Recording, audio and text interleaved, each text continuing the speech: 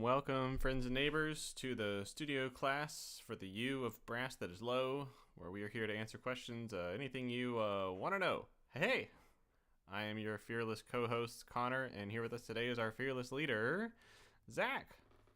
And it's been a while since I haven't played at the top of the show, and I apologize, but technical difficulties had led me to not wanting to do that. So I did not do that today. I am getting back to a more stable setup, although it was a little, I had some slight issues. I'll admit it. Let's get you back on screen there. There we go. Hello, everybody. And I don't know if we'll have comments going or not. I don't think so. So again, I'm sorry. That's all right. But it's a low-tech day. It is a low-tech day. We can't master technology. And I'm going to turn off that automatic switching because it's not set up well. I never fixed it. There's just so many details that are obvious when I am like on the stream, and then they're very not mind when I'm not streaming. It's like, oh yeah, everything's fine. I just need to plug in like 2 more cables and we'll be good. And it's like, no, there's a list of things that I should be checking. Anywho, but how are you, Connor? Oh, things are okay over here. Just enjoying a little bit of a long weekend from school. Yes, this is the Day of the Presidents. It is the Day of the Presidents. Yeah, so I assume many of our listeners did not have school today if they're of that age. Probably a lot of school districts not having school. Presidents, and probably universities. I don't know. I've never been to a university that got off President's Day. Fair enough. UNT was in session today. Okay. I can assure you of that. But yeah, Monday's a pretty light day for me. It didn't feel light today. I had a few extra things, but I have one lesson to teach on Mondays, but I've got a few other moving parts and things. And right. But yes, not a day off for me at least. But did you spend your day off practicing all of your major scales? Absolutely. Definitely touched my horn today. Yeah. Yeah. Well, I did musical things. I was just like getting things ready for the tour for next week. Lots of logistical stuff. I see. And then prepping food for the week and doing stuff like that. So that it wasn't terribly low brass related, but some logistical musical stuff going on for sure. Yeah. I actually am remembering that I do know how to get the comments thing working. I downloaded a new version of it, and it's just a little bit different. I get you. So I have to do... Let's see here. I think I can get it going. I'm going to kick it to you, force you to... Sure thing. I can talk a little bit. I guess the things that have been on my mind recently have been things like securing details from performing venues and things like that. If you happen to be in the Kentucky area, I'll be around Louisville, Kentucky, and Bowling Green, which is sort of near Nashville. All not this coming week, but the next week for some clinics and tours and shows like that. So that should be moderately exciting. But it's one of those things that, when you get out of college, it might be something that you want to do, like organize a tour of your music to perform. And it's a great way to learn how to do it. There's kind of like that whole saying of like, if you want to do something like a big creative project, like just go ahead and do it and like book something and make it happen. And then that's going to force you to figure out all the details of it and maybe, learn from all the necessary, like go ahead and make your mistakes now, like get your first version of this project done with and over with. And that's really, really good creative advice. But also like the other side of that is that no matter what idea you cook up and say you're going to do, like eventually you have to do it, even if like you did make a lot of mistakes of like logistically planning things, like you still got to go do it. So that is a reality we're living right now, but it's going to be fun. We got like minivans and hotels and all that exciting stuff booked, so it should be a barrel of laughs. What kind of minivan are you getting? I do not know. Chrysler Town and Country? What? I think that they said something. It was like Dodge Caravan or similar is what they told us. It's not a bad one. So I think we're just gonna get what's there at the airport. Yeah. I always wanted a minivan growing up. Like I wanted my mom to drive a minivan, and she said no. Your mom didn't want to drive a minivan. She did not want a minivan. We've got a question from Life of a Band Kid, and I was able to get it to come up on screen, although it's not it's a little cut off. Are you supposed to play your instruments if you're sick? If not, oh dear. That's a good question. So, that's a little tricky with that sort of thing. I would say in general, it's not the best thing for your... it's not the best thing. No. I think that one, you should probably, especially if it's anything respiratory, it's probably good to give yourself some time off. There's that sort of concern. And then also what you really should do, which, I'm sure that all of us always do this anytime we're sick, is you should get your horn cleaned. Mm-hmm. Just like how you should throw out your toothbrush or something like that. Right. But we don't all do that, do we? Not as often as we're probably supposed to. Right. And I think there was a study where didn't they say they took germ cultures of someone who had been repeatedly sick, and they were playing a brass instrument, and they found that the person was getting sick over and over again. They said, why do I keep getting this respiratory illness? What's going on? And it was because the germs had been living, the colony that kept reinfecting the person were living in the trombone. Yeah. So that sort of thing can happen. I mean, in my experience, I haven't had anything, kind of that variety happen, or that I felt happen. But you probably should take some time off and get your horn clean. At a bare minimum, around when you're sick, if you start feeling sick or whatever, clean your mouthpiece daily. I mean, you should be cleaning your mouthpiece daily as it is. And I'm sure that is somewhat news to some people. You should be cleaning your mouthpiece daily. But especially if you're sick, it's a really good time to maybe double down on that. Definitely. Yeah, just keep that clean. It's just going to make your life easier. Right. And it's just, you don't need any trombone snacks accumulating inside of your lead pipes. No, that's just no fun. You definitely don't. So, yeah, it might be a good time to at least, maybe give your horn a bath. Ideally, take it to a professional and do that whole thing. But that might be a little bit, difficult depending on where you are. But yeah, probably not play. So it's hard to feel better soon. Yeah, also feel better soon. It's hard because you want to play. I have a hard time not playing. Mm-hmm. And sometimes when you're sick and you're stuck at home, it's what are you gonna do? Have the whole day and you're looking at the horn. You're like, oh, I could play a little bit. Especially if it's one of those weird illnesses where you still have some energy. You're like, oh, I'm just sitting around all day, waiting to get better. Right. But better to take the time off, because even if you were to go practice in the way that would be serious progress making practice, that's going to take a lot of mental energy too, which is going to wear you out when you could be resting and trying to repair your body. Yeah, definitely. Yeah, it's always a good thing to give yourself some rest. I think that's not talked about enough. It's we all know that we should be practicing. We all know that we should be doing this, this and that. But it's what should you not be doing? When should you be taking a break? Those sorts of things that I think are relevant as well. Absolutely. So would you mind getting your mic a little bit closer and then turning down the gain potentially? Yes, absolutely. Getting some background noise. It's okay if we see the mic. All right. Also, are you still hearing me? Is that all cool? Yep. I think the Zoom account that I was on just got signed out of. I didn't really think about that very critically. You're, as far as I'm concerned, you're all good. Okay. So I'm not really sure. This meeting is still on. I'm just going to ignore that alert, and we're just going to assume that everything is cool. Hello, Alejandro. Hope you're doing well. Hi. That one worked for some reason, but the other one didn't. Very strange. Maybe it is clipped a little bit. That should be a circle, but it's not a circle at the top, just by a little bit. I'll have to dig into that. But yeah, so I taught one lesson today, and we did some Blazevich. Have you worked out of the Blazevich Clef Studies book for trombone, Connor? I don't have a copy of the Blazevich book, but like I know that I've done. Like I remember Blazevich as being like Xeroxed and given to me in undergrad a lot because I'm bad at clefs. Yes, the one I was working with a student for tuba, so it wasn't the clef studies book, but that clef studies book kind of came up in another conversation, and that clef studies book, I don't have it handy, but it's pretty brutal.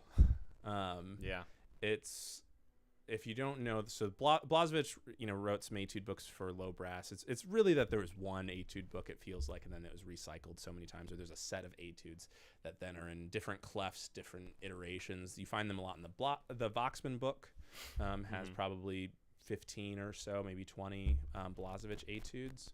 And and then there's the clef studies book, and the clef studies book has 3 different clefs in it: tenor, alto, and bass, and it goes through them in a very unhelpful way, where you have like the recapitulation, the recap in one clef and then in another, and then lots of little things where it looks like it's going up, like the music is going up, but you're actually going to lower notes because of the clef change.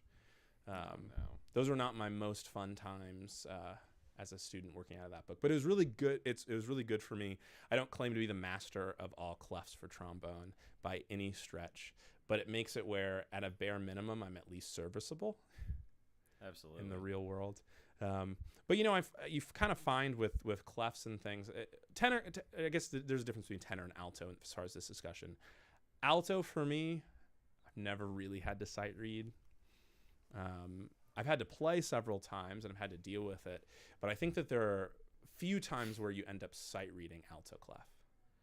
Right. The times that you would do that would be like usually pretty safe situations, like maybe you went to a reading session of like trombone quartets or something like that. I've had that happen to me before, where it's like it was just a piece I wasn't familiar with, and they're like, "You want to play first on this?" I'm like, "Sure, yeah." And then it's like, "Oh, okay, I'll try." you know?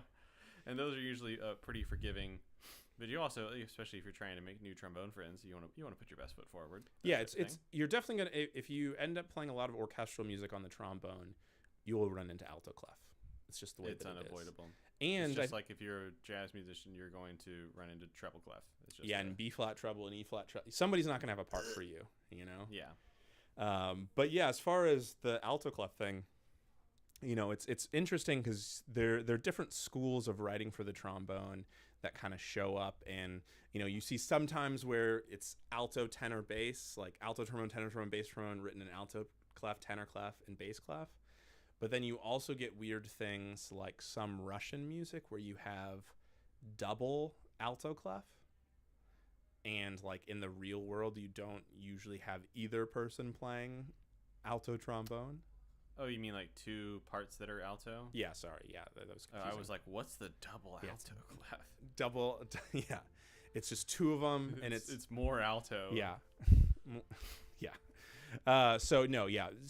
First and second trombone in alto clef, which sounds really ridiculous and, probably doesn't make a whole lot of sense. But do you know a piece, there's a famous excerpt that comes from a piece that has that, with a second trombone solo.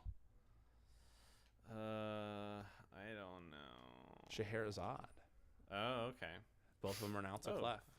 I didn't realize that. Yeah. I've definitely read that sheet music in front of my face before and didn't register. Yeah. Or at least I don't remember that it was in alto clef. Maybe I had I'm pretty sure. I mean, I played it before. I definitely played first, but first with the solo, because I'm good at negotiations. That's the that thing? Right. Okay. That was definitely on a UNT audition at some point. Quite possible. I played in youth orchestra in high school, and I don't remember exactly how this happened, but there wasn't one person who was decidedly principal, and so we had a specialty audition for it. And I remember that one of the audition things was the second trombone solo. And of course what I said was, hey, well, I should just, because I really wanted to play the solo because it's, it's an important trombone solo in the trombone world. And so I was like, hey, well, I joked around with the conductor. I was just like, I'll just throw this audition so I can guarantee that I play the solo. And he said, well, how about this? Because the first trombone doesn't play at all. That's it's going back and forth more or less between the trumpet and the second trombone. And so I negotiated playing first with the solo. Oh. Greedy. Definitely a little greedy. That's funny. No, that's okay. This question might be dumb, but are contrabass trombones good for beginners? Not a dumb question at all. Yeah. That's the first thing. No dumb questions. If you were confused about something in the low brass world, you have to ask the question. This is literally the perfect place to come to. You've come to the exact place to ask that question. Before we get to the answer to that, I just want to kind of bring that point home. We at North Texas, we've had a lot of Zoom studio classes with guests, and a lot of times those guests are like, "Anybody got questions? Anybody got questions?" And nobody has questions. And it's like, that's the time. You should come with questions to those meetings. Right. That's how we learn. It just is what it is. So are contrabass trombones good for beginners? Unfortunately, the answer to that is probably not. I would not, generally speaking, recommend the contrabass trombone as a starting point by any stretch, for a couple of reasons. Beginners does not always imply not a fully grown human, but oftentimes that is the case, that it's not a fully grown human. And a contrabass trombone is quite large, pretty unwieldy, depending on which key of contrabass trombone you have.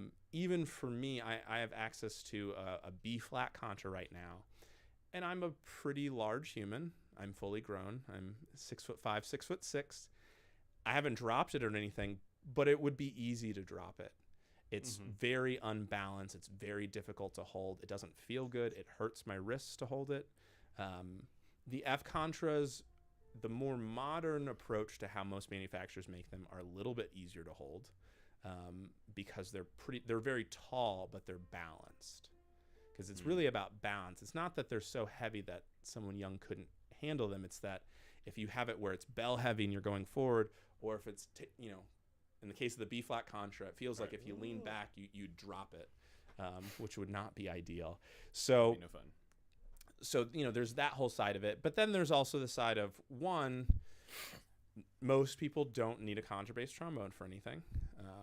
It's a rare need in the world, and then additionally, I wouldn't claim them, or I wouldn't accuse them of being easier to play than a regular trombone, which from a beginner perspective is probably pretty relevant. Also the cost. Even the cheapest contrabass trombone will run you thousands of dollars. Right. They're quite expensive. So for all of those reasons, probably not. I'll give a couple of counter reasons. Yeah, so let's counterclaim that it does not refute the argument. I think the final answer is well, the question was, are they good for beginners? And so I think that question needs to be like let's say theoretically, because we don't know life of a band kid situation. What if they already have a regular trombone, they're playing in band, but there just happens to be a contrabass trombone already sitting there. There's just an $18,000 Tyne contra just in the middle school band hall. Yes, it's at the middle school. It's been there for years. No one knows why it's there. No one touches it, and they're like, yeah, it's not programmed on any concerts, but if you want to noodle on it, you can. I would say if the question there is okay, let's say cost aside, and maybe there already is a regular trombone that's being practiced on every day, would going and playing the contrabass for fun ruin your regular trombone experience? No. You could go mess around with it and have fun. I would say, if even if the contrabass trombone was there, if it was not mine and I didn't have experience with the contrabass trombone, I would be afraid of willy-nilly just picking it up, because I'd be so afraid I was going to drop it. But that's just me. I have what my wife calls the dropsies, which is why we have shatterproof bowls in our house. Because in the morning, sometimes I drop that when I'm getting my cereal, and that's just that's part of life. But so questions: is the contrabass trombone good for beginners? It's not good or bad. It's just kind of expensive, and it kind of hurts to hold it. That's what I would say. But if it's around already, Use at your own discretion. Are contrabass trombones fun? Yes. Are they cool? Absolutely. They're very cool. So I like that question. Yeah, I didn't say it was a dumb question. I just No one says it's a dumb I, question. I don't think it's a good idea for beginners. I'll put that out there. Maybe Yeah. there's an angle for a tuba player as a beginner. Maybe it's good for, but even then, I can't sign off on it. Right. Contras in general, I mean, it's really funny because I think people think that like professional bass trombone players want to play contra. For the most part, the answer is, or the response of a normal professional bass trombone player is, why do I need that instrument? I can play all the notes on my bass trombone. Right. Because the contrabass trombone, depending on how it's constructed, can potentially give you more notes that the bass trombone does not have. But the bass trombone goes down to the second lowest note on the piano. Right. Like, you really need any other notes? Yeah, it's like, do you need one more? I don't think you need any more. How bad do you need that extra note? So, that implies that we're playing off the piano, which is, I mean, not impossible, not completely ridiculous, but is not a common use case. It's not like you're going to play a Wagner opera that has a contrabass trombone part and see it and think that you couldn't play it on the bass trombone. Yeah. I would say that's not normally how it goes. So it's not really necessary, but it is a little bit fun. Hopefully at some point in my life I will own an F contrabass trombone, but I do not currently need one really. They have their uses, but outside of not Italian opera, outside of some German operas, there's really not a whole lot of use for it. In movie music, it's used in movies, but it's not super common. Trombone choir, for all those professional trombone choirs. There are dozens of them. That's actually where I last played contra with other people. Was trombone choir. I must have told you this about at that time, but it was I played in a trombone choir in Chicago when I lived there, and one of the trombone players had a Tyne contra in the key of E flat, not F. It was modified. And if memory serves me correct, it was owned by Charles Dellenbach of the Canadian Brass. Oh, that's kind of cool. And he was trying to sell it. And there was a part of me that was just like maybe. But no, it was definitely not. This is in undergrad? No. It was when I was in Chicago during my master's. Chicago. Yeah. Blah, blah, blah. Yeah. There you go. So, okay, thanks, because I was told my high school has one. Okay, that high changes school the story a little has bit. So That's cool. yeah, High I think. school. Well, I think I want to go to high school there. I think we need some follow-up questions to properly dive into this. So Yes. Can we join your high school band? no. Is that allowed? Follow-up question number one is: so are you at this this is at the school that you're going to, correct? So I guess presumably, maybe, are you actually a beginner? Did you start in high school? I mean, that does happen from time to time. And my other question would probably be, are you sure it's a contrabass trombone and not a bass trombone? That's a valid question. Contrabass trombone exists. We'll acknowledge that. But if a high school owns it, I would be very surprised, although, if you got the budget for it, why not? Budgets in band programs have been used to buy Stranger Things. Correct. But I would be more likely to think that it's a bass trombone. I mean, it's not impossible that it was gifted by someone in the area or something like that. Like, that does happen from time to time, like instrument catalogs from people that... But there's so few contras in existence. Just like the odds of that happening seem really low. That being said, like, if the question is like I'm kind of framing this in the context of, like, maybe this is a high school band that they're in or they're about to be going to be a part of, and they're thinking like, oh, we have this contrabass trombone. Should I be the contrabass trombone player for my high school band? My answer to that would be like if that's going to be the horn you get out of the case, like, every day in band, I would say no. Like, probably say just like, I'll just do it on bass trombone. If you're interested in going like low notes, like definitely mess around with the bass trombone. But if the choices are the student horn that you already got versus playing on a contra bass trombone every day, I would say overall, like, you're just gonna have a lot more transferable skills if you just play your student horn, even if it's like a little Bach pea shooter. I played on a Bach pea shooter all the way through high school, no trigger, played it through some of college. It was fine.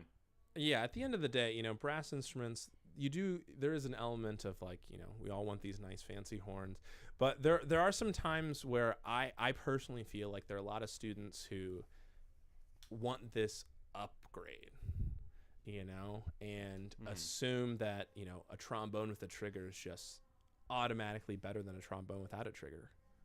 Mm-hmm. And, I know the answer to this question, but Connor, of your paid trombone performance over the last decade, what portion of that was on a trombone with a valve, and what portion of that was on a trombone without a valve? I would say the amount of performances that I've played on like a valve probably encompasses about maybe like 1 to 5% of all of the music I've made. And yeah, I would say it's a lot of what I do is on the straight side of the horn. That's going to be different. Your mileage is going to vary with that. Right. I get my point is that I think you see these instruments, or it's not you, but one may see that instrument as not a professional tool. Yes, and it depends. Absolutely. It depends on the context. And to be fair, you're not playing on a student model horn. You're playing on one of your small bores that is a professional instrument.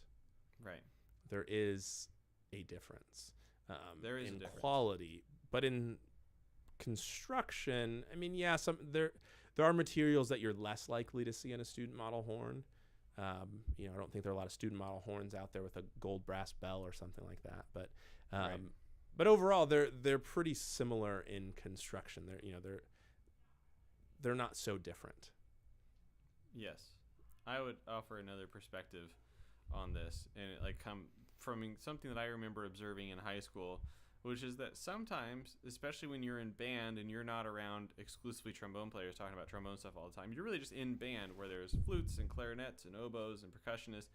And sometimes in those other instrument families that have way, way, way more complicated mechanisms than we do, when you get a step up horn or a pro line instrument or whatever they call it, that can be a tangible upgrade. And you might watch, someone who's playing like an oboe or a clarinet or something where it's made out of different material completely than the one they were using previously, or it might have better working mechanical buttons or more keys. Yeah, like yes. Saxophone not having a high F sharp key, or Barry not having a low A key, a bass clarinet not having a low C key.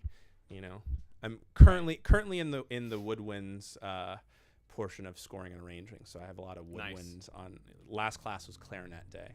Tomorrow is flute day, so which is good for me to brush up on my writing and knowledge of those instruments. Oh yeah, it's been so long since I've even thought about how to play a flute. Yeah, I don't know how to play one. I just know what notes they can play. That's sometimes more important, probably. Yeah, I don't write a ton for flute. I have written for flute. Some of my big band arrangements have flute in them. Not a lot, but I've written for flute a couple of other times as well. But most of my writing has been more on the jazz commercial side of things, which the flute is not the world's most prominent instrument for. But yeah, so I don't know if we'll get the follow up from Life of a Band Kid, but I am kind of curious to that whole concept. So, yeah, it's definitely interesting. One kind of thing that I wanted to talk about today that is more relevant probably for our tuba friends, but also is probably relevant it's probably the least relevant for euphonium. In trombone, I think we can pull some parallels between the two. But I've been doing a lot of work in the low range on my C tuba lately, which obviously I've done before, but kind of taking a fresh look at it and trying to figure out the best thing. And what I've kind of realized, I think we've talked about this a little bit before, is as we mostly all play sharp in the low range, right? Yeah. And then as we get more and more comfortable, that pitch goes down and gets closer to what it kind of lengthwise mathematically should be. And I've kind of run into some of the fingerings that used to work don't really work anymore because they're too flat when they were, before when I was a lot sharper. So I think, we talk about this with trombone, but I think for some people watching, they maybe aren't thinking about this too much. There's always the classic question, and I know you know the answer to this, is how many positions are there on the trombone? And what's the common answer? 7. 7, but what's the actual answer? Are we talking about like an F attachment trombone? It's infinity was the angle that I was going for. Oh, I understand what you're saying. So finding the exact amount of length for all of these things, the difference between E flat and C, they're not in the exact same spot. Right. Different third positions. And then we have to deal with that on the tuba side of things, which is, well, what do we do? Right. So especially in the low range, dealing with different fingerings and things, I've kind of been trying to find magic fingering slide combinations on the tuba to make it work. And why this is probably the least amount relevant on euphonium is you can't really pull your slides while you're playing on euphonium. True. Under most common designs, at least. When you have top action valves, meaning valves that are here instead of valves that are out here, as most baritone euphonium instruments are, you can't really pull the slides while playing. It's quite difficult. Tuba, it's the same way if it's top action, which is why you sometimes see instruments like that, but more commonly for professionals, you don't see that. You see front action valves, because then that puts the slides up top and you can pull the slide that way. Why don't they do that for euphonium? Is it ergonomics of just like how you have to hold it because it's smaller? I don't know that I have a perfect reason for why they don't, but they don't. There are design. I think part of it has to do with the compensating system is easier to design that way. I see. So if you're going to have a compensating instrument, having your valves up here and having this one over here is a little bit easier to route the tubing, because that fourth valve sends the air back through the valve section a second time.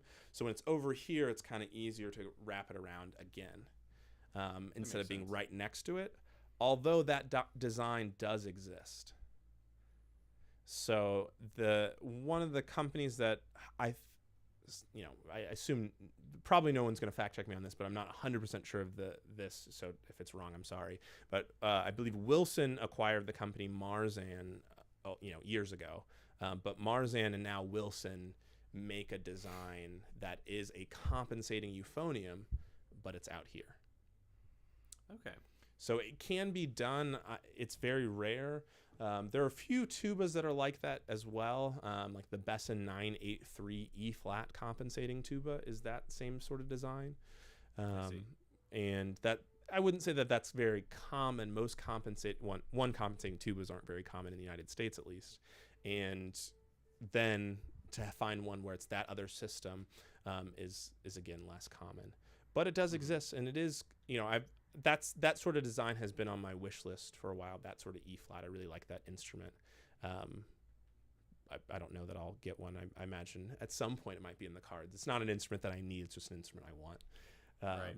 But that design is really interesting. I think every time that I've played one, it's a little bit of work for my brain to do, because the valves most of the time do the same thing you're used to until you get into advanced lower combinations.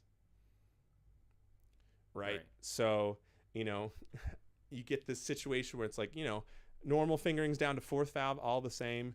2 and 4 is just a little bit more in tune, but you don't worry about it. Right. And then you go for like a 1-2-4 combination, and it's way lower than what you expect from a normal 1-2-4 combination. Right. Because Because it's compensating. fixing. Right. Right. So it's going through 2 extra bits of tubing for the one for the first valve, one for the second valve. But it's an interesting design. I think I have to imagine, just with the length of tubing for a tuba, it's probably a little bit easier to route that because you have more time, more length to get back through the valve section again. So I think that makes it a little bit easier, but it can be done on euphonium. I don't know many people who like that design. I can think of one person in this area that has that, and that's kind of a special case of I believe it's a left-hand operated one. Like it's that specific design so it can be played with one hand, and it needs to be the left hand. Interesting. So that's pretty cool. Yeah, and then the other thing to think about too with that is that changes the bell direction. So when you have top action, your bell goes from your vantage point from left to right. Like the bell is on the far left side of the instrument, whereas when it's top action, other way around. Front action is right to left. Top action is left to right. Yes, that makes sense. So that can be kind of chaotic in a scenario where you don't necessarily have,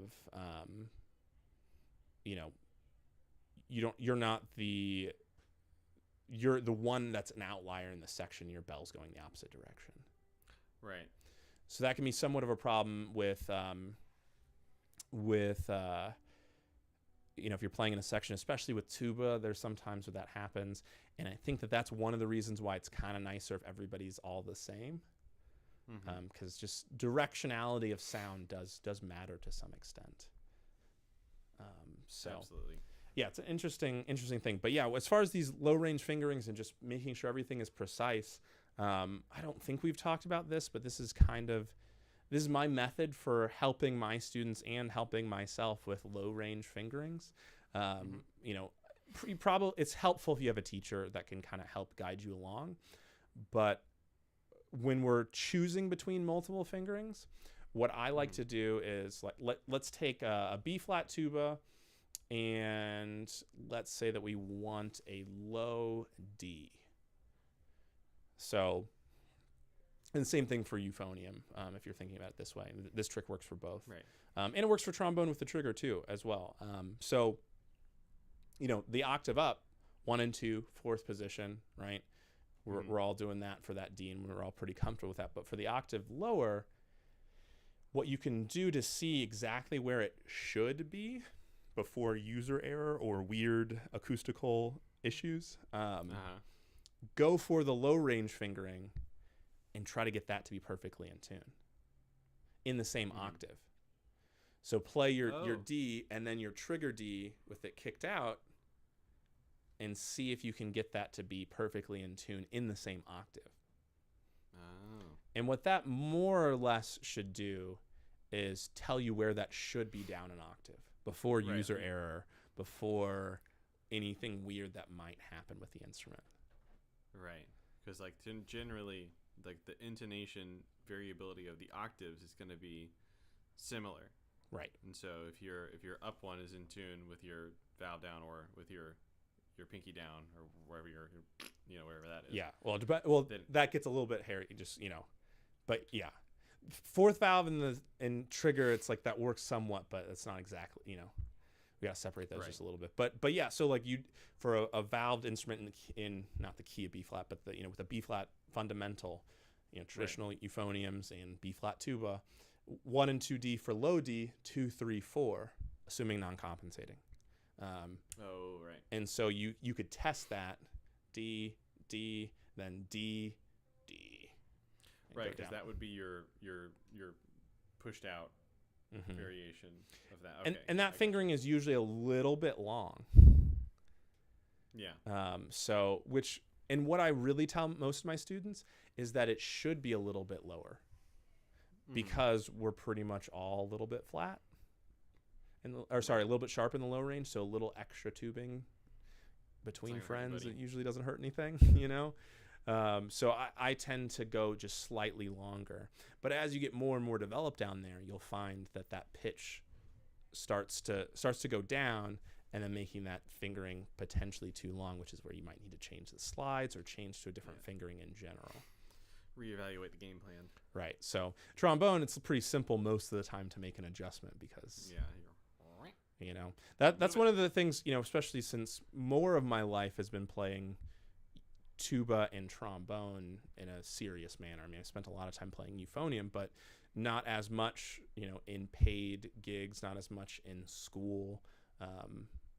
You know, I've done it, but not a ton compared to the other two. And in a lot of ways, intonation is it's so much easier on the tuba and the trombones, you know, has the most flexibility as far as that's concerned. Right. But yes, it's a tricky thing to deal with on the euphonium, because you can't make any slide adjustments. So you can sometimes swap fingerings, sometimes not. Sometimes you just have to lip it, or, you know, hope for the best. And I think that's sometimes why with euphonium, it's just like, if you're going to buy euphonium, just bring a tuner. That's all you need. You know, so much of what, That's funny. You know, and I would say for a lot of instruments, that is a big factor when I'm picking an instrument, is testing the overtone series and seeing what, you know, am I going to have to use any weird fingerings?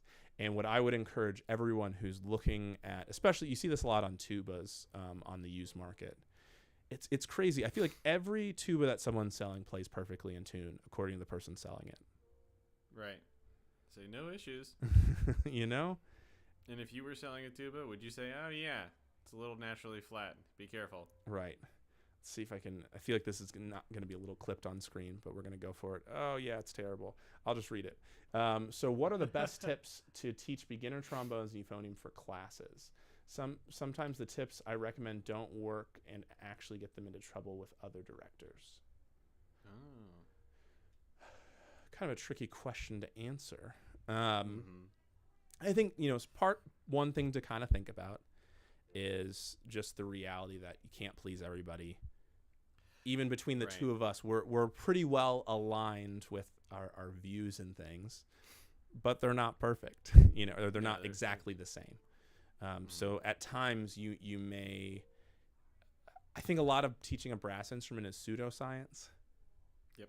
You know, there are some hard, you know, it is at the end of the day, it's physics, which is a hard science. It is real. That being said, how we achieve what we are trying to achieve a lot of times is maybe a little bit more nuanced than that. And maybe we can know what mathematically makes sense, but that's not exactly what we want to, you know, that's not always the best way to teach something. So I think it's difficult. And, you know, at the end of the day, I disagree with some directors that I've taught, you know, when I've done sectionals and things. I haven't agreed with them wholeheartedly. And sometimes that's okay. Sometimes it's not. Sometimes it doesn't work.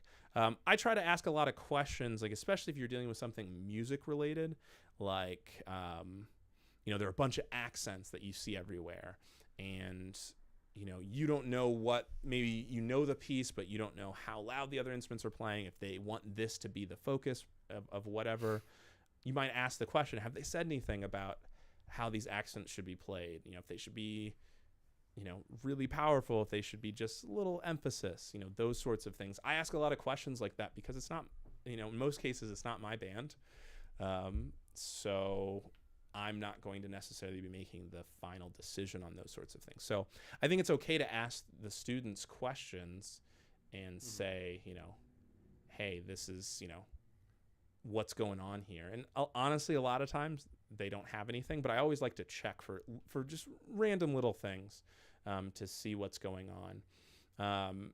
And then there's also the, you know, at the end of the day, if you're getting hired to be a low brass section coach or something like that, they probably, you know, trust you to some extent, you know, if you're working with a group. So sometimes it just happens where it's the director disagrees. But, you know, there are lots of things, like I always talk with, especially tuba sections, I always say that tuba is a team sport. And, you know, there are lots of times where it's like, well, the director said, don't breathe here. And that's a really hard one for me, because a lot of times what I say that means, which is, you know, I don't tell band directors this, and maybe there's some watching, but what I usually say is that means the section can't get caught breathing there. You know, Right. someone can breathe there, but someone's got to sustain through, and it has to sound like no one took a breath. Right.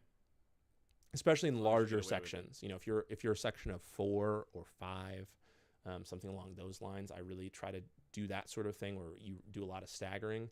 Played in a lot of sections of 2 or 3 in a wind ensemble setting. That's a little bit trickier as far as, you know, and there are a couple schools of thoughts with something like that. It's like, do you breathe together no matter where that is? Because that makes it sound like one person. Right. You know, or do you stagger? It's hard to stagger when you have so few players.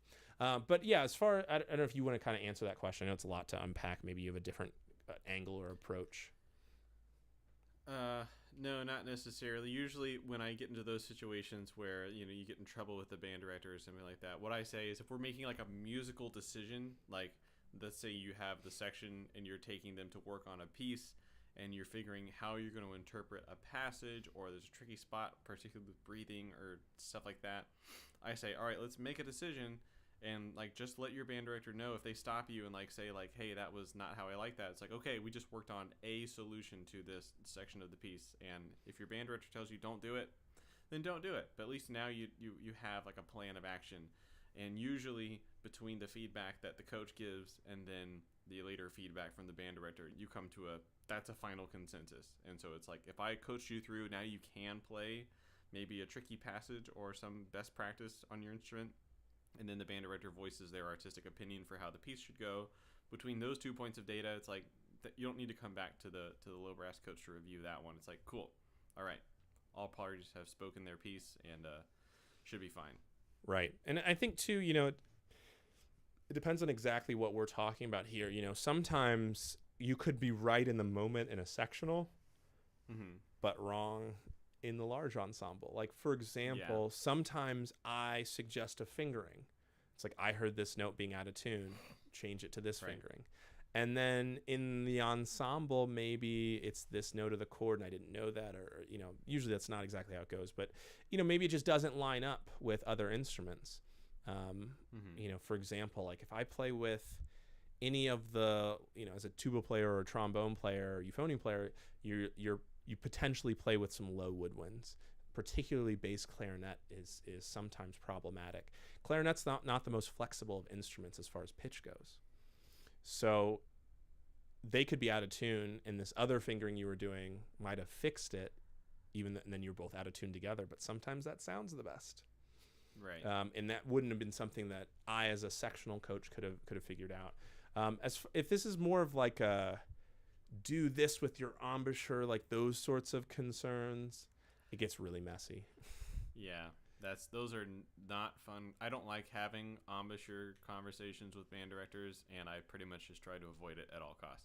Yeah, there are lots like, of. Oh, how are you asking them to breathe in the warm ups in the group lessons? Like, let's not get into that. You're not gonna like my answer. I'm not gonna like your answer. Yeah, there definitely are some conflicting things sometimes, and some of that's okay. You know, if we all agreed on everything, it wouldn't be great.